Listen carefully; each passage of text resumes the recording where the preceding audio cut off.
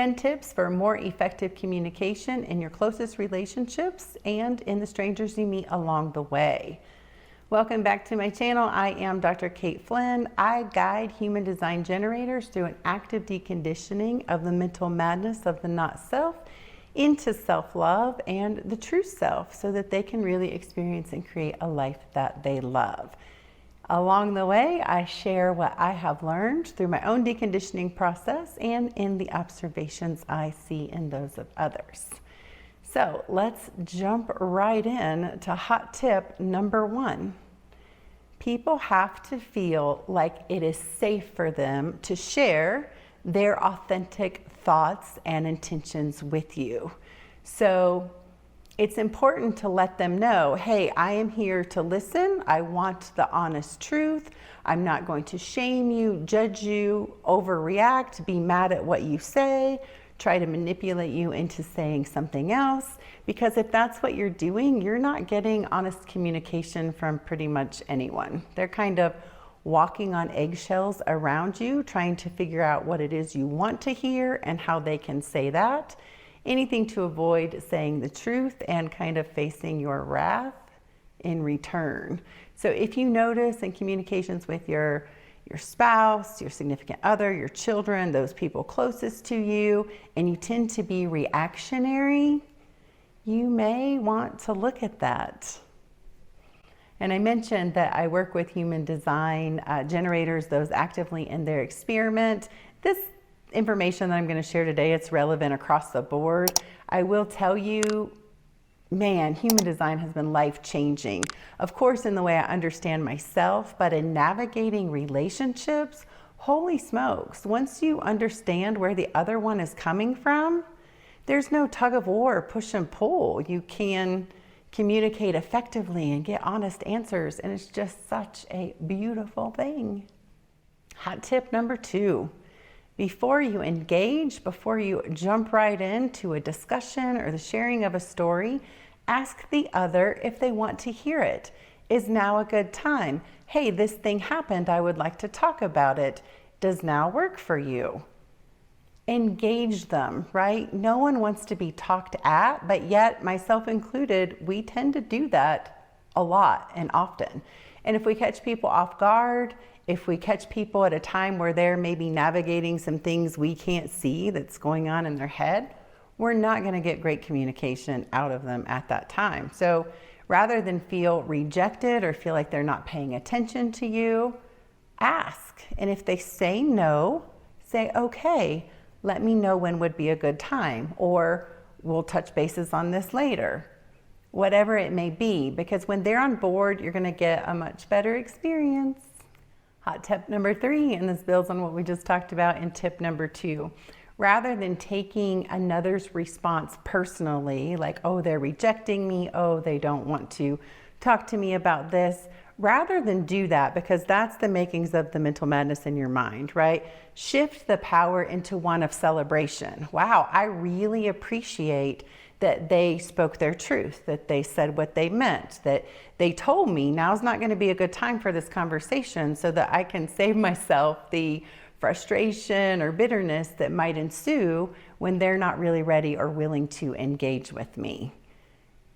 And then in terms of, someone showing you who they are, not responding in the way that feels correct and in alignment with your authentic truth, celebrate that too. Like, thank you so much for showing me who you are and for doing that early on, because now I get to really decide if I want to continue to engage with you or to not. So I celebrate you telling me the truth, you showing me who you are, and then I don't get stuck in this mental loop of, why are they doing that? Why are they not more like me? Why don't they like me? So on and so forth. Hot tip number 4, and this one may not be on your radar at all, but I guarantee you have experienced it yourself. We all like to be engaged and asked questions in a particular way. Some of us, I would dare say the vast majority of us, are going to respond more easily and more honestly to yes and no questions.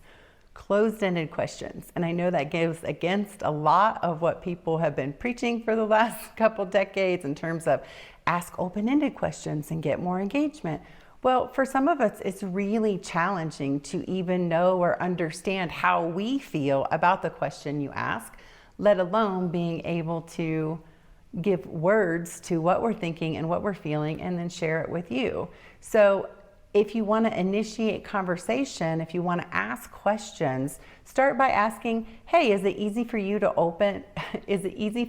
answer open-ended questions? And if they say no, and they might have this reaction like, wow, no one's ever asked me that before. But as I look back, no, that's not easy for me at all. That's actually really challenging. Then you can follow up with, would you prefer that I asked you yes or no questions? And they might say, or yeah, yeah. They might have this full body response to that, like, wow, it is going to be so much easier for me to answer yes or no questions. And then ask them questions in the way that they most respond to. If they respond to, oh yeah, it's really easy for me to answer open-ended questions, then you don't have to go any further, of course. And it's not about, changing yourself or catering to the other. It's about, hey, if I want to engage with this person, if I want this person to communicate with me honestly and authentically, then it would be really helpful if I asked them in the way that's easiest for them to respond to. Number 5, give others some space after they have exited an environment that was probably overstimulating to them. Like, if your spouse gets home from work, if you're picking up the kids after their school day and you really want to know what's going on with them and you want to get engagement, how was your day? And then you get frustrated when they don't respond or they don't have anything to say, or if you get short, choppy answers. Give them some space to just be, to chill out. I saw a reel the other day about a woman reflecting about a mom who used to pick up her and several of her friends after school on a hot summer day, and they would all pile into the van. She'd give them all, I think it was like popsicles or something like that, and just say, everybody ready to go? And then she'd be quiet, maybe have some soothing music on in the background. And the kids she was so grateful for that as an adult. Like decades later, that experience impacted her so much, and she was so grateful that she felt the need to create a reel and reflect on that. Like, let people be, let yourself be. If you're exiting a overstimulating circumstance or environment, experience, whatever it may be, let people know, hey, I just need a minute to kind of catch my breath. And I know that can be challenging when you have kids, both people come home from work or one person comes home from work and you're like in it. You can be in it and still claim some space. While everybody does the things that they know to be done, you claim that space to just kind of settle in and transition and wait for the correct time to initiate conversation, to respond to questions. Oh, one more thing I wanted to say about that. If you say, and you can always ask, hey, I know you just got home from school, you just got home from work, I'd like to talk about your day or some things that happened. Is now a good time? And then you're putting it on them. They get to answer authentically, no, this really isn't a good time. I got a lot of stuff going on up here and I need to decompress for a minute. And then you can say, okay, thank you for letting me know. I'll recheck in on that later and ask you again later, and maybe that will be a better time. And then revisit it later. And if they know that they're in a safe space to answer you honestly, you will get the engagement you want. You just might not get it on the timeline that you prefer, but that's okay. They know that they're safe to tell you these things and to answer your questions and engage with you. Hot tip number 6. I know that it is considered a nicety. It's a default. It's your go-to. How are you? Right? And most of the times we ask these things rather flippantly. Hey, how are you? And no one really answers, or they say fine. But here's what happens when we ask that question and we really want a genuine response, and the person we're talking to, spouse, children, loved ones, close friends, whatever it may be, how are you? What that question does is, one, it's open-ended, which may be challenging for some people to answer. Like, I'm an emotional generator with no conscious awareness of my emotions, which is crazy. So if you ask me how I am, I'm gonna be like, what does that question even mean? I have no idea how to answer that question. So It's an open-ended question. It's not the yes or no kind. A lot of people have no idea how to answer that question. It's not just me. And number two, what that does, it initiates this mental circle. How am I? Everything that I'm focusing on in this big story of kind of everything that's going wrong, everything that is not the way that I would like it to be.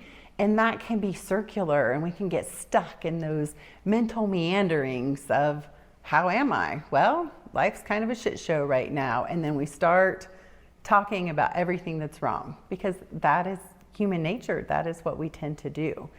So one thing I really enjoy about Latin American culture is this buenos dias, buenas tardes, buenas noches. Like, you can still be friendly and engaging. Good afternoon. Hey, it's really nice to see you, and not go into that question, how are you? When I first started into practice, I used to do that, and I finally got to the point where as soon as the words were out of my mouth, I wanted to take them back, because I knew that this big story was coming, and then I had to figure out a way how to short circuit it and get in there and shift the conversation in the direction of where we want to go, and not in the direction of things that are wrong.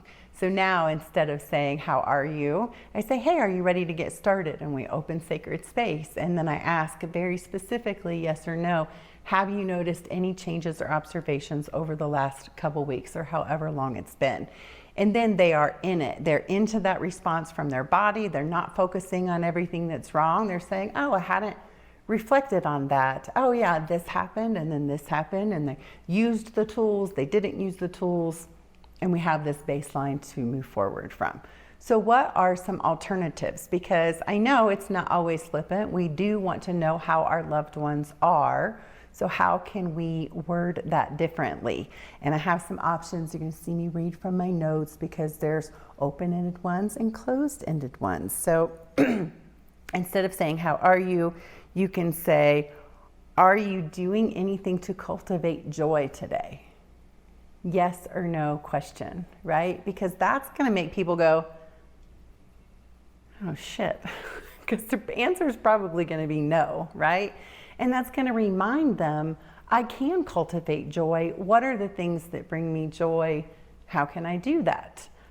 So shifting that pattern away from, oh, everything that's wrong, into, wow, did I consciously do anything to create joy today or not?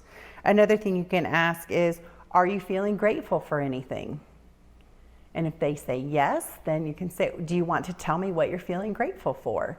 And then maybe they engage. Once they get that response that says, oh yes, I am feeling grateful for some things, then they can tell you what those things are. And again, if the answer is no, that's going to register on their radar. Like, dang, am I really not grateful for anything in my life? What could I be grateful for? And it helps. It's all about shifting the pattern to move us out of all of this into the present moment, into, yeah, we create our own realities. So why are we creating something we're not enjoying and that we're not grateful for? Another option would be, are you living intentionally?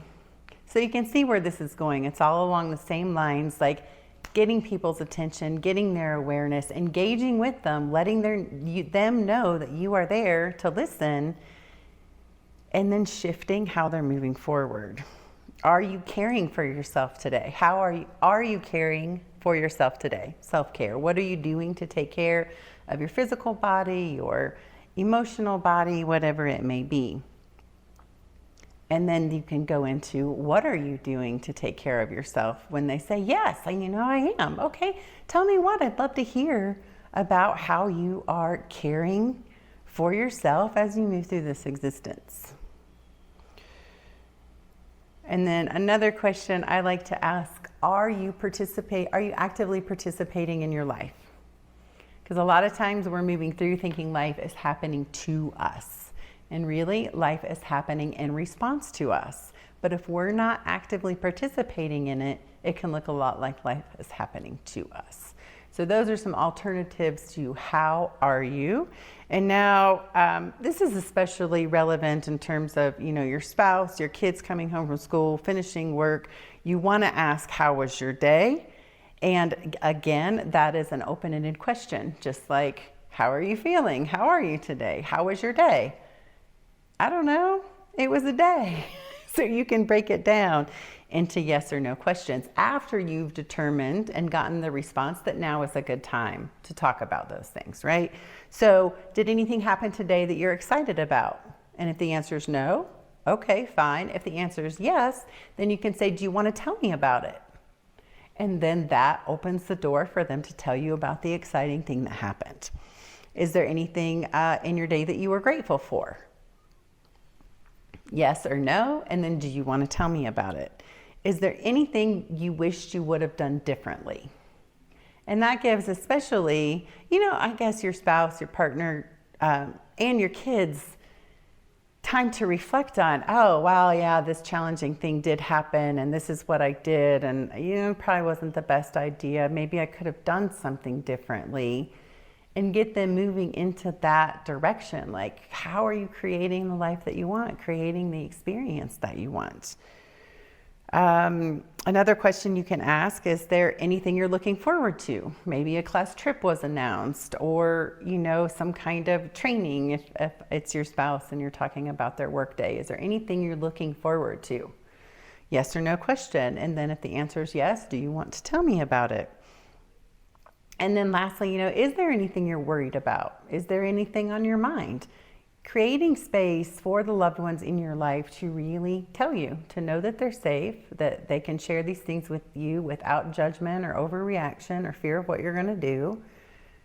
And then say, do you want to tell me about that? And sometimes the answer might be no, and that is okay. If it's no, you say, well, I'd really like to be here for you. You know that I love you. You know that I'm on your side. So if it comes up and you do want to talk to me about these things, then I am here. All right, hot tip number 7. When it comes to friends and family members that are struggling and having a really hard time, how can you engage with them and let them know that you're here for them without asking them that how are you question, right? Because feelings and emotions are absolutely meant to be honored, felt, and allowed to come to completion. But like I mentioned before, when we get stuck in that how are you, the mental madness, the circus it creates, we can sometimes be playing the same song on repeat. We're the hamster on the wheel and we can't find our way out of it. So what are some questions you can ask your loved ones that let them know that you're there, you're paying attention, but you're not necessarily going to go down on the sinking ship with them, right? So a question you could ask would be, are you allowing yourself to feel your emotions, to feel your feelings and allow them to process? And if they say yes, well, man, that's fantastic. That's the absolute best thing you can do. And if they say no, then you can move into, does it feel like that may be a helpful place to start? And if they say yes, then they're back on board. They're like, well, I have been kind of stuffing these things down. I'm not letting them, I'm pressing that repeat button. I'm not letting them come to completion. So yeah, maybe that would be a really good place to start. Let me back up on hot tip number 7 just a momentito. So the first question you might want to ask is it okay if I ask you a few questions? Like, I understand, I know you're going through this challenging time. I want to be there for you. Is it okay if I ask you a few questions? Is now a good time to talk about it? Like, get them on board, because sometimes we can want to be there so much for people that we're kind of like hitting them over the head going, I'm here, I want to help, I want to help, I want to help. And they may not want help or your presence there at that time. So ask them, let them respond honestly. If it's not a good time or they don't want your help, then there's really nothing you can do. The most empowering thing for you and for them to do at that point is to change the topic of conversation or move on. Because if they're not on board, if they don't want you to be there for them, it's just going to create more mental madness, mental anguish for you and them to try to convince them otherwise. So another question you could ask is, are there emotions you have coming up to the surface that want to be completed?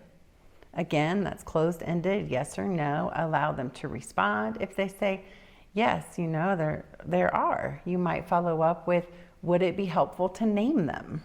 To actually name the emotion, to be present enough to tease things apart instead of trying to lump them all together. And I'm sad, or I'm upset, or I'm disappointed, like to really identify all of the separate ones. Sometimes that's enough to cue your subconscious mind to bring things to the surface where they can be released. Oh, I knew I was grieving. I didn't realize I was also angry about this. And then now that's cued, the anger's coming up, I can feel it and I can move on and release it.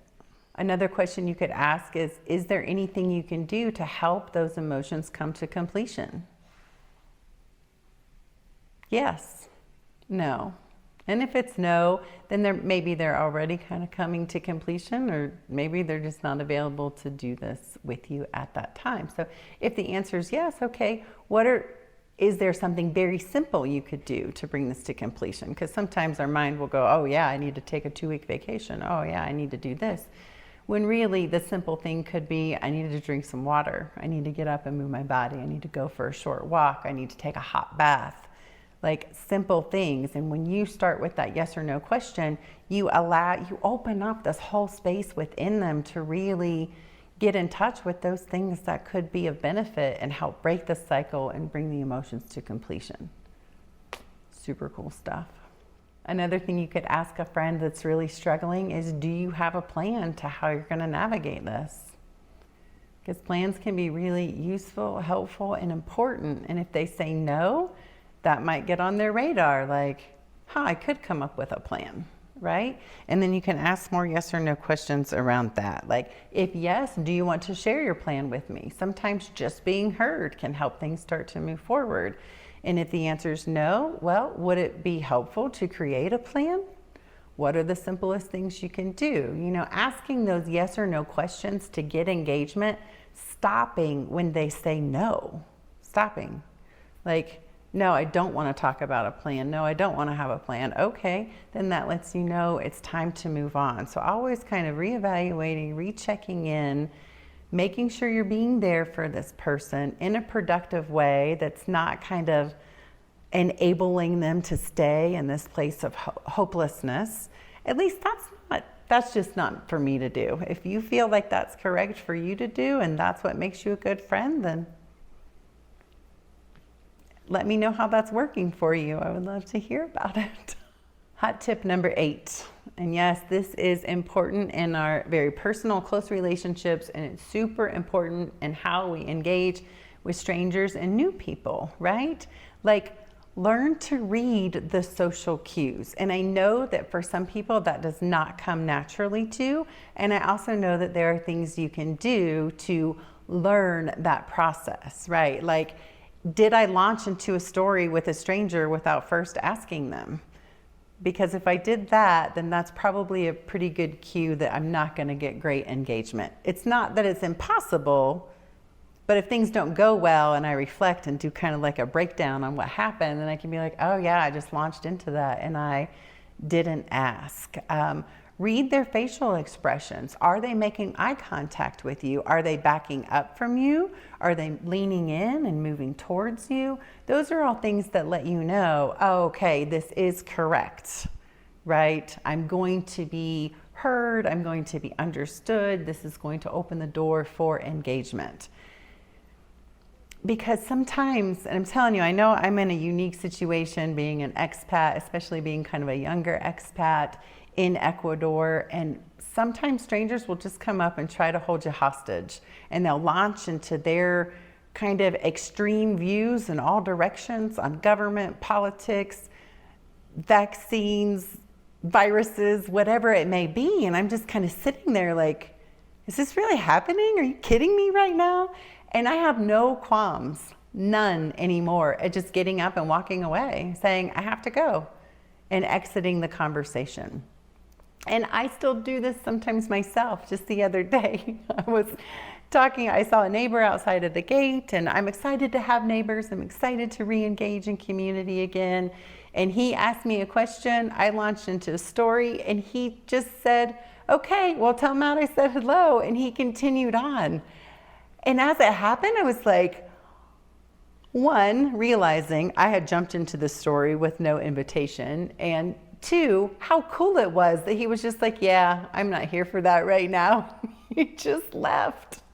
Before all of this internal growth and work, I would have been offended by that. I would have been like, well, I was just talking and that person just walked away from me. And now I'm like, good job. Good for you. Because that's the exact same thing I would have done to him if he had done it to me. And a lot of this is just about awareness. Read the social cues of the people you're talking to.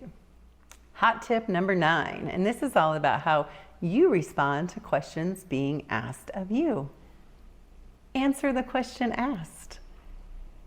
I do not know why this is so challenging for people, especially if you're in any kind of social media group, Facebook, whatever it is, and you watch it play out. It's like, how is this even happening? Like, I saw a question the other day in an expat group. I used to love eating loaded baked potatoes, going out for a loaded baked potato. Is there anywhere in such and such city where I can do that? It's a yes or no question. Yes, you can. I've seen them at these restaurants. No, you can't. I've never seen them. Very simple. This poor woman got everything from loaded baked potatoes are terrible for you. You shouldn't eat them. The cheese here is awful. Like, all of their opinions on why she shouldn't be wanting the thing that she wants. That's not a great way to get engagement.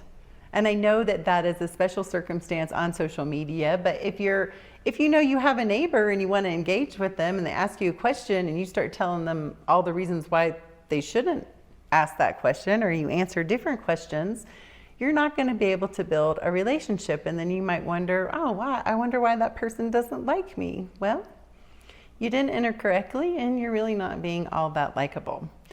If you are a small business owner or a business owner and you want engagement from clients, answer the questions they asked. I had a particular question about some group exercise class and I messaged the person and I said, I'm looking for descriptions. Do you have them? This is what I'm trying to figure out. And rather than answer my question, she said, oh yeah, I remember you. You'd be a great fit for all the morning classes.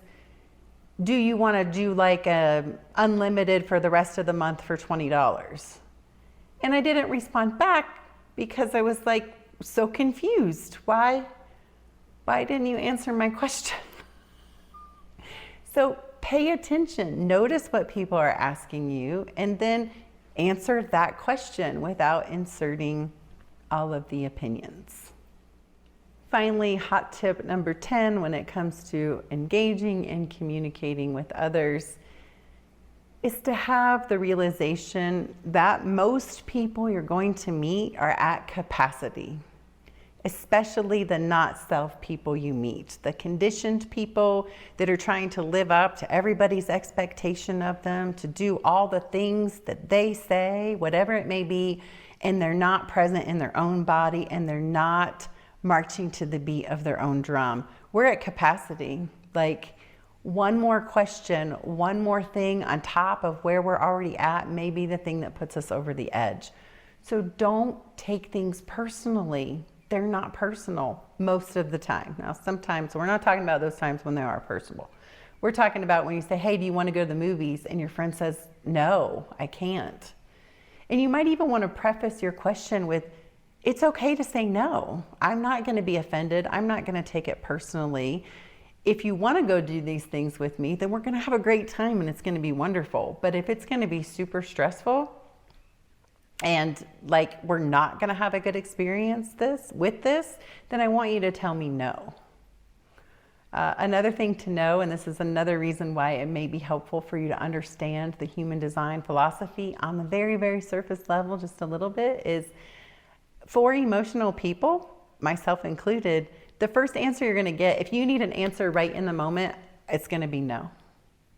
Because I have to ride the emotional wave. I have to let things settle. But if you say, hey, do you want to do this? And I say, hey, I'm going to sit with that for a minute. Can I get back with you tomorrow? And you say, okay, then chances are if it's aligned and it feels correct for me to do that, then I'm going to say yes. But if you have to know right now and you start right in with, do you want to? I've learned it just works so much better for me to say no. And it's not personal. It doesn't have anything to do with them most of the time. It's just about, I need the space.